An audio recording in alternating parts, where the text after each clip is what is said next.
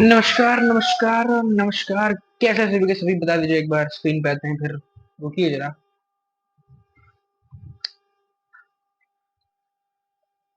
हाय, hello everyone, कैसे सभी के सभी? आई होप फाइन होंगे, बढ़िया होंगे और ढेर सारे मजे के साथ होंगे। स्टार्ट करते हैं आज से एक नया chapter, my personal favourite part of social science, geography का चैप्टर नंबर 5th, वाटर। ठीक, चैप्टर नंबर 5th वाटर उठाएंगे। छोटी क्लास रखेंगे आज, ठीक है? कल से वापस से फुल फ्लेजेडली स्टार्ट करेंगे, मतलब आज भी पढ़ेंगे लेकिन थोड़ी छोटी क्लास रखेंगे। ठीक। सॉरी हाँ। अगर चैप्टर के नाम से समझने का प्रयास करें तो वाटर, पानी, जल, नीर, ठीक, बहुत सारे नामों से हम इसको जानते हैं। तो ये चैप्टर बेसिकली वाटर के ऊपर डिस्कस करता है कि वाटर कितना प्रेजेंट है, ठीक, किस तरह से प्रेजेंस है वाटर की, उसका डिस्ट्रीब्यूशन क्या है, मतलब वाटर के जितने भी एस्पेक्ट्स हो सकते हैं ज्योग्राफी में, उसको हम इस चैप्टर में बेसिकली डिस्कस करने वाले हैं। ठीक, आते हैं डिस्कशन वाले पार्ट पे।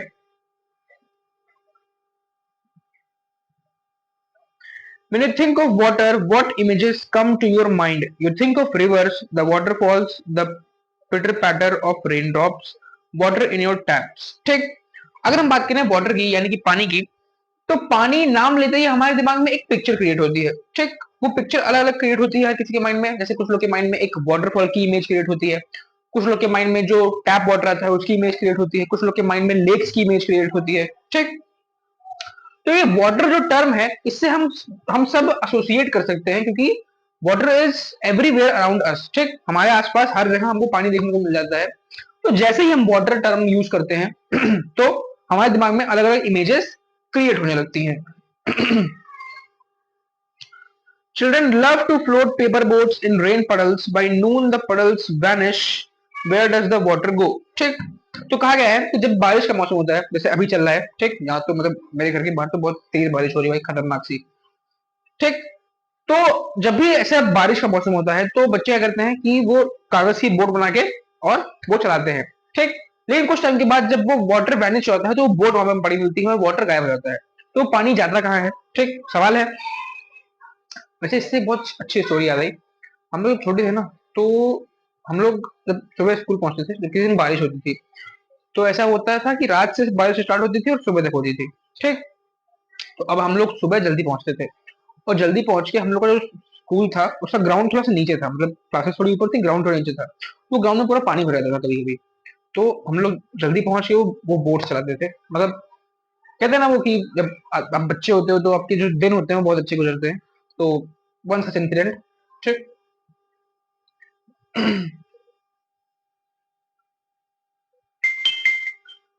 The sun's heat causes evaporation of water into vapor. When the water vapor cools down, it condenses into and forms clouds. ठीक, तो क्या बताया गया है कि वो जो वाटर, जो पानी हम देखते हैं कि जब धूप निकलती है वो गायब हो जाता है। तो वो गायब होता है इस वजह से क्योंकि सन उसको इवेपोरेट कर देता है, यानी कि उसको भाप के अंदर कन्वर्ट करके और उड़ा देता है। ठीक, और जब यही फिनोमिना एक बहुत बड़े लेवल पे होती है तो वो क्लाउड्स का फॉर्मेशन करती हैं। क्लाउड जब ऊपर के कंडेंस होते हैं तो वो रेनफॉल कराते हैं। ठीक, जैसे फॉर एग्जांपल ये देखो एक छोटी कहानी, कि एक छोटी कहानी, हाँ छोटी कहानी देखना, कि ये तुम्हारा स्कूल का गड्ढा है, यहाँ पे पानी भर गया, सूरज ने इस पे रेज मारी, ये इवेपोरेट हो गया। ठीक, तो इससे तो कोई इफेक्ट पड़ता नहीं है। लेकिन जब यही सेम फिनोमिना एक बड़े लेवल पे होती है, कि मान लो ये एक कोई सी रिवर है, ठीक, और ये सन है, तो अब जब सन इस पे अपनी रेस डालेगा तो रिवर है, क्योंकि वाटर का जो अमाउंट है वो ज्यादा है, जिसके चलते इवेपोरेशन ज्यादा होगी। ड्राइंग का कोई मजाक नहीं उड़ाएगा भाई, ड्राइंग बहुत अच्छी है। ठीक, तो वाटर एवेपोरेट होगा, ऊपर जाके क्लाउड बनाएगा, जब ये क्लाउड कंडेंस होगा, ठंडा होगा, तो ये फिर रेनफॉल कराएगा। ठीक।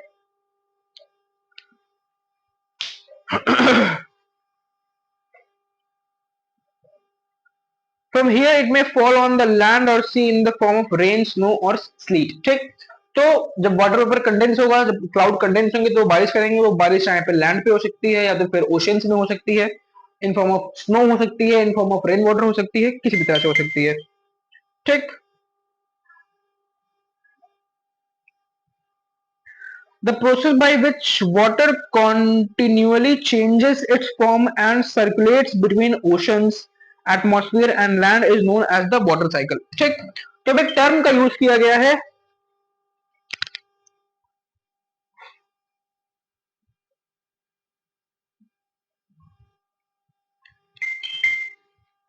एक मिनट रुकना जरा।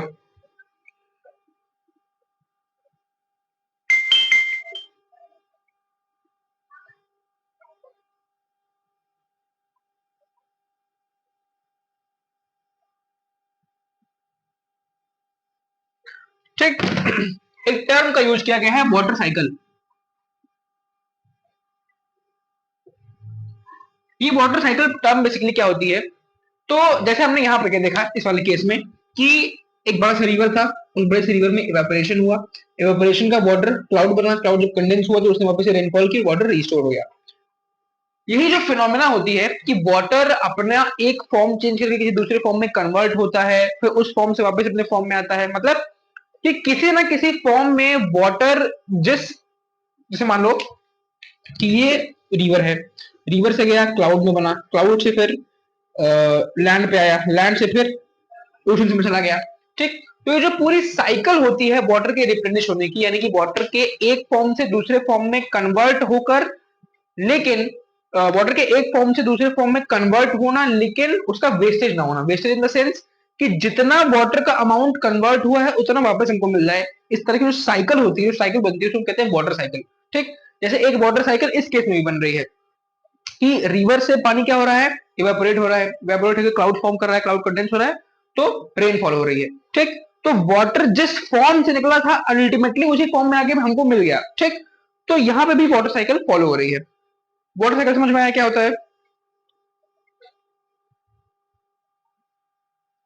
Our Earth is like a terrarium. The same water that exists centuries ago still exists today.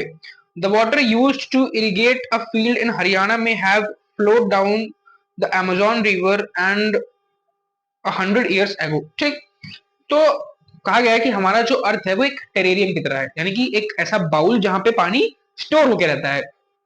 ठीक, क्योंकि पानी जितना धरती पे है उतना ही है, ऐसा नहीं है कि यूनिवर्स में बारिश हो रही है तो धरती के अंदर पानी आ जा रहा है, या फिर यूनिवर्स में बहुत ज्यादा गर्मी पड़ रही है तो धरती के अंदर से पानी कहीं बाहर चला जा रहा है। नहीं, जितना वाटर अर्थ पे प्रेजेंट है वो फिक्स अमाउंट में है। ठीक, अब वही एक जगह से दूसरी जगह कन्वर्ट हो रहा है, एक जगह से दूसरी जगह यूज हो रहा है। जैसे इसमें एग्जाम्पल दिया है कि हो सकता हो आज हरियाणा की फील्ड्स में जो पानी इरिगेशन के लिए यूज हो रहा हो, किसी टाइम पे 100 साल 200 साल पहले वो टाइम, वो पानी जो है वो अमेजोन के जंगलों में दौड़ रहा हो। ठीक, अमेजोन जो रिवर है, अमेजोन जो जंगल है उसके बीच जो रिवर्स निकलती हैं उनमें दौड़ रहा हो, और आज वही हरियाणा में यूज हो रहा है।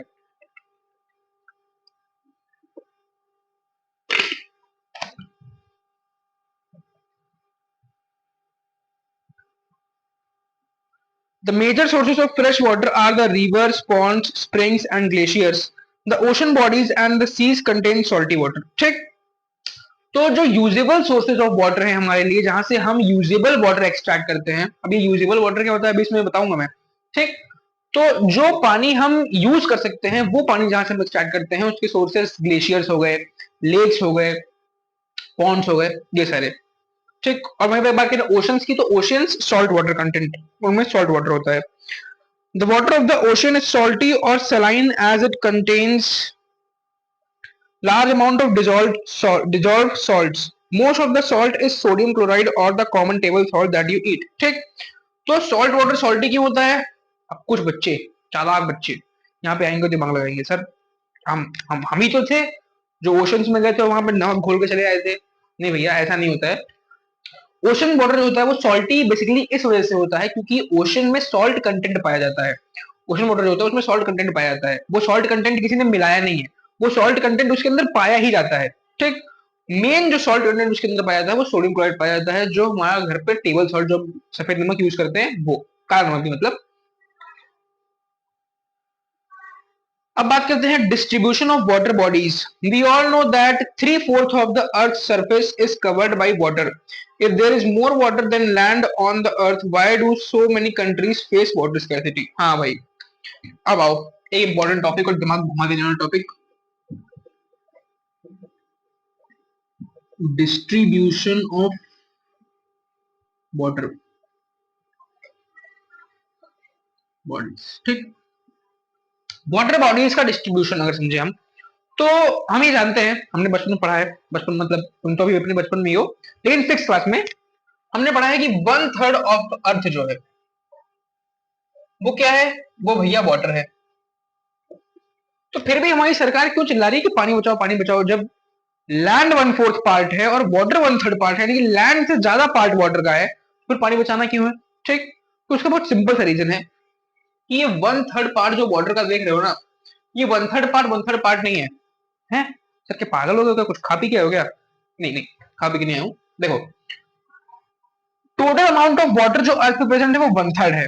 1/3 अमाउंट है, मतलब अर्थ का जो 1/3 पार्ट है वो वाटर का है, मतलब वो वाटर प्रेजेंट है उसपे, ठीक। लेकिन ये 1/3 पार्ट पूरा हमारे यूज का वाटर नहीं है। क्यों? क्योंकि इसमें से maximum of the water content जो है वो सॉल्टी है, और हमारे पास अभी इतनी प्रॉपर टेक्निक्स नहीं है, इतनी प्रॉपर टेक्नोलॉजीज नहीं है कि हम उस वाटर को उतने पेस पे फिल्टर कर सकें, ठीक। तो डाउट क्लियर कर लो कि 1/3 वाटर प्रेजेंट तो है अर्थ पे, 1/3 पार्ट, लेकिन वो सारा पार्ट हमारे लिए यूजेबल नहीं है।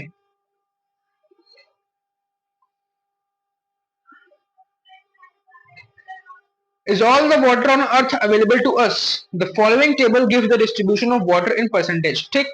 तो ये बताया गया है कि जितना भी वाटर कंटेंट है वो सारा हमारे लिए यूजेबल नहीं है, उसमें से कुछ अमाउंट ऑफ वाटर ही हम यूज कर सकते हैं, और उसका परसेंटेज नीचे दिया हुआ है, ठीक। नोट करना, लिख रहा हूं। क्या लिखूं क्यों मैं, तुम लोग समझ जाना यार। देखो, ओशंस में 97.3% वाटर प्रेजेंट है, आइस कैप्स में 2%, ground water 0.68%, fresh water lake 0.009%, inland seas and salt lake 0.009%, atmosphere में 0.0019% और रिवर्स में 0.0001%, ठीक। अब यहाँ पे हमारे लिए यूजेबल क्या है? ओशियंस से हम फिल्टर नहीं कर सकते, आइस कैप से हमको पानी मिलता है, ग्राउंड वाटर से मिलता है, फ्रेश वाटर लेक से मिलता है, इनलैंड सी से मिलता है, बस, और रिवर से मिलता है। अगर तुम इन सबको मिला लोगे ना, फिर भी जो ओशन में 97.3% वाटर प्रेजेंट है उसकी बराबरी नहीं कर पाओगे। तो इतना वाटर लगभग हमारे लिए वेस्ट है, इसका हम कोई यूज नहीं कर पाते। इसीलिए हमारी गवर्नमेंट ये चिल्ला चिल्ला के, गला फाड़ फाड़ के कहती है कि पानी बचा लो, पानी, क्योंकि जो ओशंस में प्रेजेंट है वो हमारे लिए इंपॉर्टेंट नहीं है, इन सब चीजों में जो वाटर प्रेजेंट है वो हमारे लिए इंपॉर्टेंट है।